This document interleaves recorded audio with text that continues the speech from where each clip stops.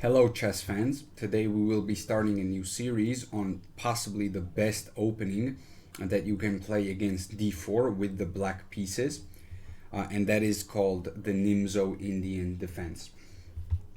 Let's get started already. After d4, knight to f6. I recommend to start with knight f6 rather than d5. You cannot go into Nimzo-Indian if you start with d5. But if you start with knight f6, of course you go into all of those lines. But the idea of knight f6, or the difference between knight f6 and d5, is that these moves both control e4. That's the similarity, not difference. But the difference is that you're staying flexible with this pawn, and that is what you want. So I will always be an advocate of playing knight to f6 rather than d5 on move 1 against d4. So after knight f6, white plays the main line, which is c4, and we play e6. And after knight to c3, we go bishop to b4, and this is the beginning of the Nimzo-Indian defense. Now, I want you to notice something. In this opening, almost every single move should be designed to play e4 for white or to stop e4 for black.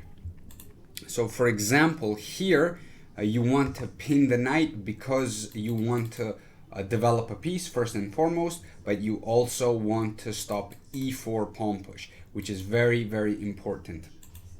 So the whole game revolves around the e4 square, the whole opening.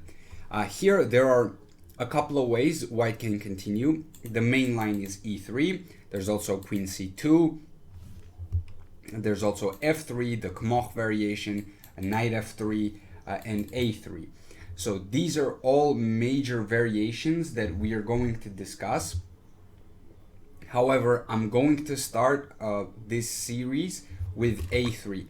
Now, I think that this is not the best response to bishop b4. It's definitely one of the weaker ones. However, this move right here can highlight how great this opening can be for black. So after a3, we take on c3, we damage the structure. This is the Saemisch variation, this a3 move. This is what we will be discussing today. I will do the follow-up videos on other variations as well. So a3, bishop takes, pawn takes, and here we play this move, pawn to c5. Now, what does this do? Well, it challenges the center. Also, we want to put the knight on c6. However, we don't want to do it right away because then we're not really challenging the center with the c-pawn, and this c-pawn is useless. It's actually more than useless. It's hindering black's development because the queen cannot go to a5 in a lot of lines. So this c-pawn should move. If it's captured, that's totally fine. Let me just show you. You can always play queen to a5, and you can always win this pawn back with a superior position. These tripled pawns are not impressing anybody. So here, there are two main moves. The move that's preferred by the masters is pawn to f3. However, the move that you will face in your games most often, according to the Lichess database, is pawn to e3. I'm going to discuss this one first. So after pawn to e3, we go knight to c6, bishop to d3, d6, and look at what we are doing. We traded off our dark square bishop. We went bishop b4, bishop takes c3. So we traded off our dark square bishop, and now we are going to place our central pawns all on dark squares. So this pawn went to c5, this pawn went to d6, this pawn is going to be pushed to e5 very soon. And after knight to e2, we play this move b6. Not knight f3, by the way. Let me show you why. Because after knight f3, we play e5, and here the threat is e4. So e4 comes with tempo. Even if white plays d5, which attacks the knight on c6, we can play e4 regardless. And this is a tactical motif that you should remember if you play this opening. And after d takes c6, e takes d3, queen d3. Here you can actually take back, which is a fine move, but there's actually a better move, which is just castles and gambiting the pawn. You can look at these lines on your own. I'm not going to get too in depth because this is already off the track, but you can take back, you can gambit the pawn, you can play in both of those styles. So going back, that is why white wants to put the knight on e2 and not on f3, because it doesn't want to get hit with tempo on f3. So white plays knight e2, b6, e4. Now there's another reason why white wants to put the knight on e2, and that is that white is anticipating this e5 pawn push by black, which will weaken the f5 square. That means that this knight from e2 will travel to g3 and to f5 in a lot of lines, in most of the lines. And actually in some lines it goes to c1 and b3, and you will see that shortly. So we play e5 here. White plays d5, let's say, which is not the best response. White should really keep the tension in the center.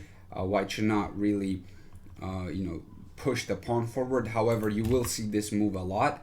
And after knight a5, castles, we play queen to e7. Now, this position is already super, I don't want to say tricky, but there is some venom here. So what white wants to do is white wants to play f4. And in response to that, we should play queen e7 to defend against that. Because if white lands this f4 move, let's say we castle, for example, this is already not so good for us. Let's say, let me just make some moves. Bishop b7 is not a good move, just to be very clear, but I just want to highlight this idea and how badly this position can go.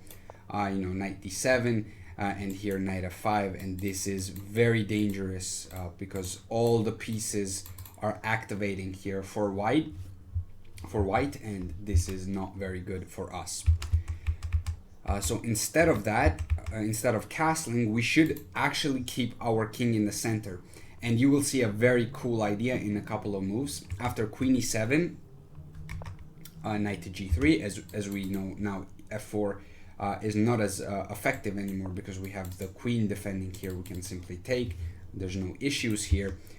So white plays knight to g3, we play g6, defending against knight f5 or various knight h5 ideas, so protecting both of these squares.